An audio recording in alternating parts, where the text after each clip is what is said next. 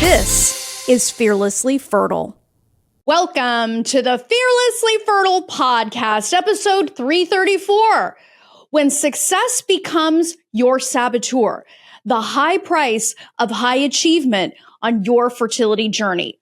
Loves, I'm so excited to be here with you this week. And by the time you watch this, my family and I are going to be running around the Italian countryside filming my very first documentary. So I hope that you love this, and I cannot wait to share the film. It's going to be absolutely fantastic. So this week, we are talking about a subject that is quite near and dear to my heart. And frankly, I don't believe that we talk about enough, because once you really get this in your bones, you can absolutely transform your fertility journey from suffering to success. It is that pivotal. Now, I call success a saboteur on this journey because sometimes we get stuck in the paradigm of what success means professionally, and we try to apply that to our fertility journey. Now, women from all over the world come to me because they want to create success in their fertility journey. I work with A players only: physicians, lawyers, teachers, nurses, engineers, entrepreneurs, business owners, change makers, captainesses of business. And it's really fascinating because so many of us were taught one mode of success. And most of the time it's masculine, and it's run by three primary ideas: control, perfectionism, and overwork. We use those things quite well to become super successful in the workplace, and we are for decades rewarded for living that way. But the truth is, that kind of behavior does not translate into something so decidedly feminine, delicate, intricate, and extraordinary like motherhood, like getting and staying pregnant, which is why you're listening to this frickin' podcast, and probably looking for answers because the way that you are currently living your journey is not giving you the result you desire. Now, I deeply understand this because I was stuck in that one mode of achievement: control, perfectionism, and overworking. I was a prosecutor. I prosecuted sex crimes. I lived by that credo. I would overwork, out perfect, and try to control everything. In fact, I was paid handsomely for that, as I am sure you are too, as a professional, as a high achiever in your own life. So when you are not only fed that for decades through the school system, decades in your career, you are set up with a paradigm that seems like it pays off. And generally speaking, in the workplace, it absolutely does. We are rewarded for being as perfect as possible, remaining 100% in control, and overworking. We're actually rewarded for that by being called exceptional for overwork. And it gets to the point where we feel shame when we are not working. We get to the place where we call ourselves lazy. Let's be consciously conspiratorial for a minute. It's actually a really wonderful tool for keeping people trapped and controlling them, by telling them that they need to aspire to a level of achievement that's almost impossible to do on a consistent basis. We always have to be better, be perfect, and keep overworking, because if we don't do that, we might lose our job, our position, our esteem, our accolades. It's kind of a fucked up system. When you've been trapped in that system for decades through education and career, and the fertility journey comes busting through your experience, and you find yourself trying to achieve something and not, what do? We go back to our training. Be perfect, be in control, and overwork, because we think that is going to translate. But we totally miss the point. And it's really a pivot point in our lives when we come to understand that this one mode of success, which is decidedly masculine, decidedly based in the idea that you are not enough, because let's just take a detour for one moment. When you are consistently told that you need to be perfect, you need to be in control, and you need to overwork or outwork the next guy, the presumption underneath all of that is you are not enough. Again, consciously conspiratorial. It's a wonderful way to keep people constantly chasing their tails, docile and easy to control, especially women. Go read The Feminine Fertility Cure. It's part of the Fearlessly Fertile series. It's available on Amazon and wherever books are sold. It is a fascinating read, not just because I wrote it, but because I break down the history of how this has worked against us as women. Because since the women's movement, we were told there is one mode of success. You have to act like a man, dress like a man, compete like a man, think like a man. We totally obliterated our femininity in order to achieve a masculine version of success. And nobody woke us up to tell us, hey, when it comes to doing feminine shit, like having babies, like having an amazing home, you want to tap into your innate femininity. But it isn't until a crisis like the fertility journey that we actually pull our heads out of our asses, sort of. And we have somebody tell us, hey, there's another way to do this, that we even begin to consider that possibility. I am going to love you enough in this episode to present this with so much excitement and joy and possibility, because when you begin to understand that up to this point on your fertility journey, you have been probably laboring under the misapprehension of what is going to make you successful, you can put yourself on a path to success and a trajectory of success so fast it'll make your head spin. Now, not only was this true in my life, it has been true for the women all over the world that I've helped get and stay pregnant. Thousands by this time. We're 11 years deep in my career, and women come to me because they want to succeed. Some of them were given a 0% chance of any form of success. But when they unfuck this, they make the seemingly impossible possible. That's what I focus on in these programs. That's what I had to do. So that's why I teach what I teach. And my ladies are insanely successful at doing this. So you have to stop and ask yourself a powerful question. Number one, what's the truth about how I am living my journey? What aspects of my professional success am I trying to apply to my fertility success? Mind you, I'm not saying that some of the more masculine paradigm aspects that we're talking about here, the control, the perfectionism, and the overworking, that they don't have some level of utility. Well, for fuck's sake, you've gotten to where you've gotten. It has made you successful in one aspect of your life, and that's amazing. But true personal mastery and the true ability to navigate your life resourcefully and successfully, particularly when this journey makes its debut in it, requires you to have more than one mode.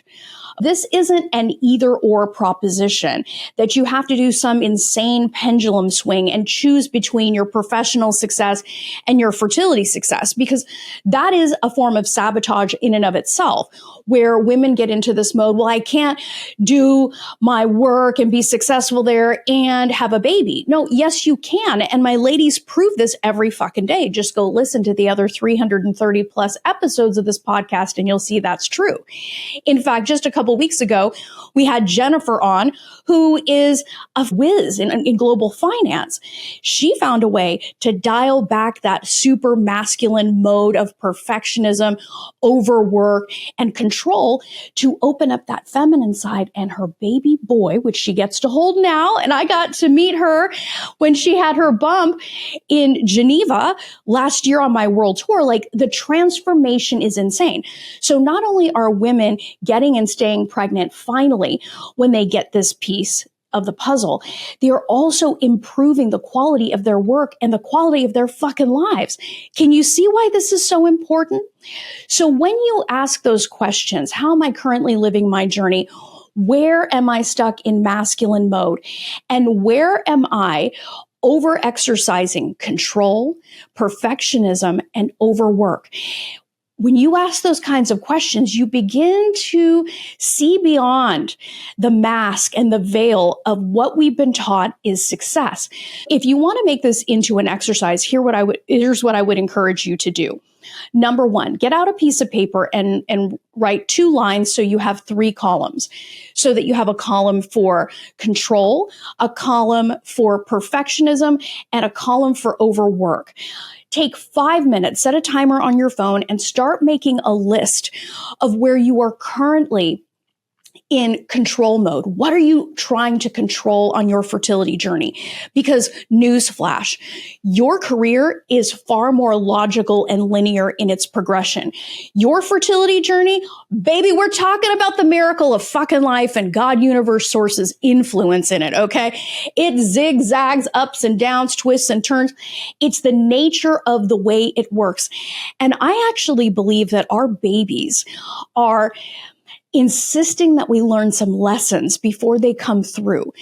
I honestly believe, and you've heard me say this before, but I'm going to reinforce it here. I honestly believe that this journey is a freaking gift to us.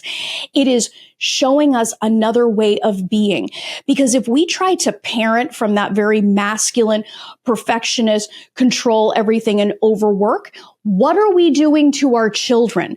Why don't we learn the lesson now so that we can become the mothers we actually aspire to be?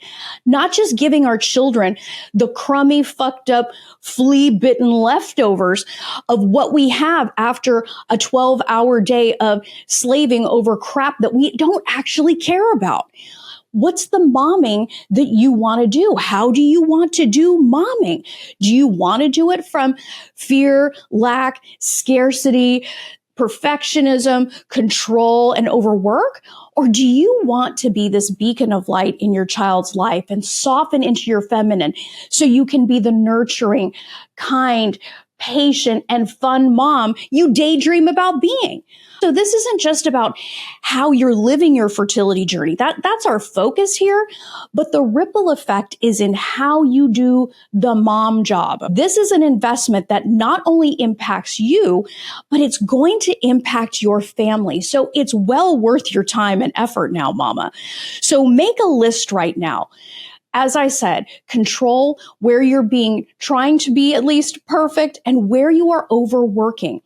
Now, another way of looking at this, because we're lovably type A control freaky professionals, we're not afraid of overwork.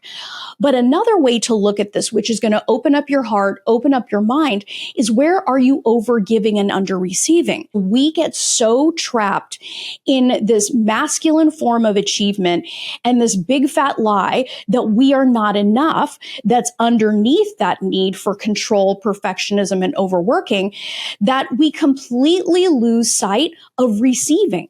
Now, conceiving is all about receiving. You've heard me say that before, but it fits in here beautifully to remind you of.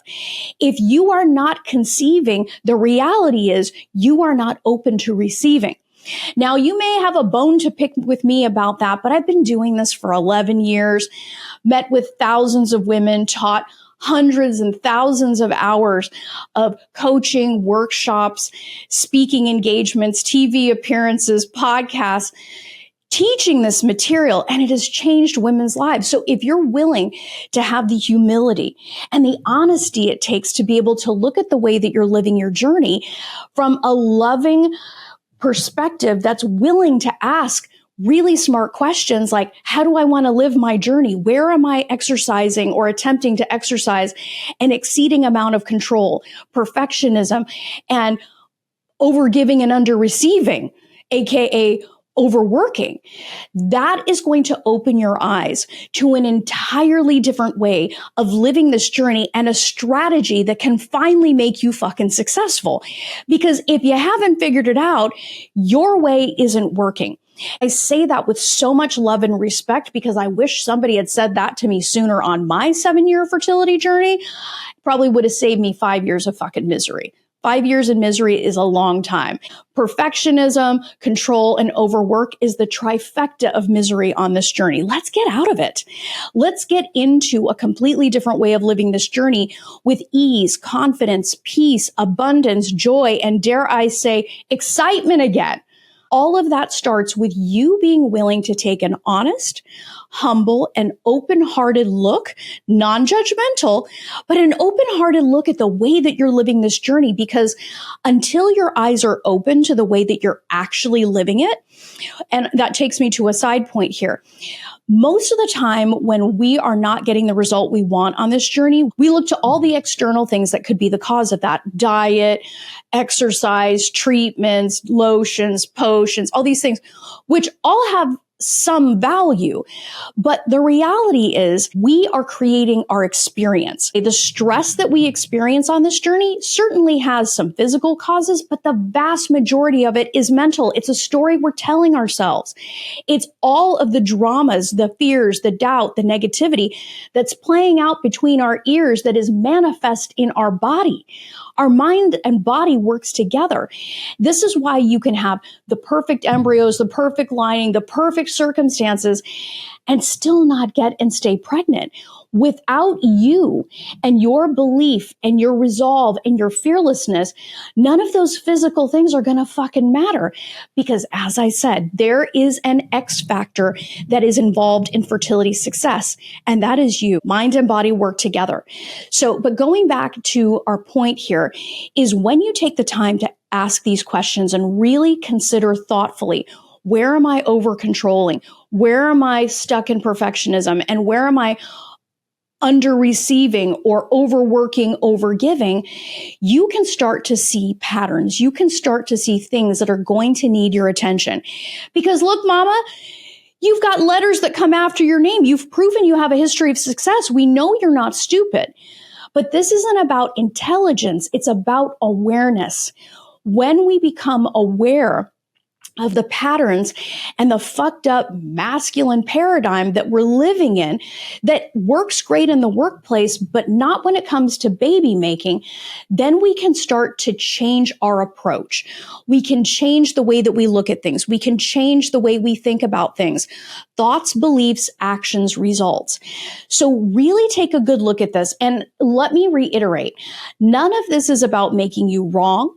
I know that these traits of control, perfectionism, and overworking made you successful and has probably put a bunch of money in the bank for you.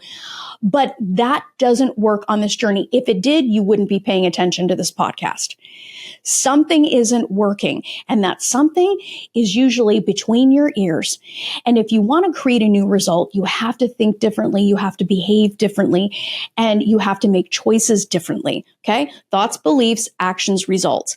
So once you have a list of the way that you're controlling, the way that you're trying to exercise your perfectionism, and the way that you're overgiving or under receiving, I want you to ask yourself a really powerful question. How do I actually want to live this journey? This is so important because it puts the power back in your hands. I know that when you've been on this journey and maybe you've had a few failed treatments, you've been on it for years, the clock is ticking, you're getting quote unquote older. It seems like this might be a stupid exercise, but here's the thing. I was more fertile in my 40s naturally than I was in my 30s with fucking treatment.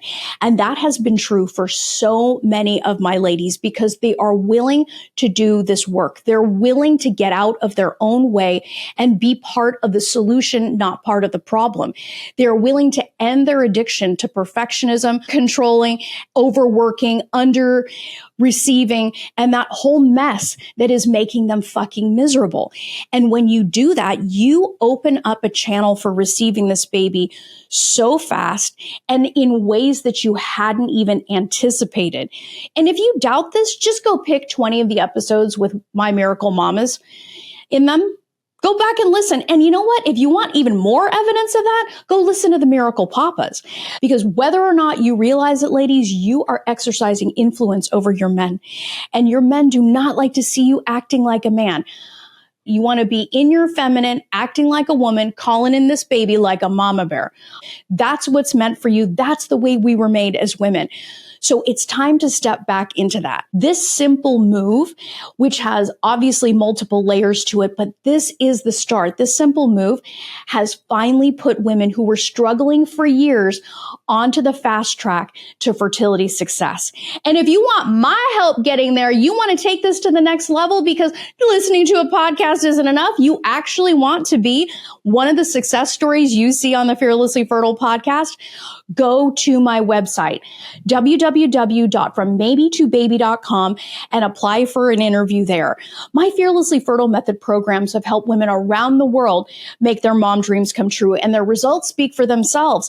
They get out of this one mode of success and they create the fast track to fertility success because your mind will take you beyond the limits of fertility medicine.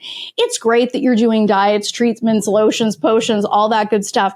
But without you, none of those things are going to be successful. And if you doubt that, look at your results. We are here to help. My team and I love nothing more than helping ladies have babies. So go to www.frommaybe2baby.com and apply for an interview there. Till next time, change your mindset. Change your results. Love this episode of the Fearlessly Fertile podcast? Subscribe now and leave an awesome review. Remember, the desire in your heart to be a mom is there because it was meant for you. When it comes to your dreams, keep saying hell yes.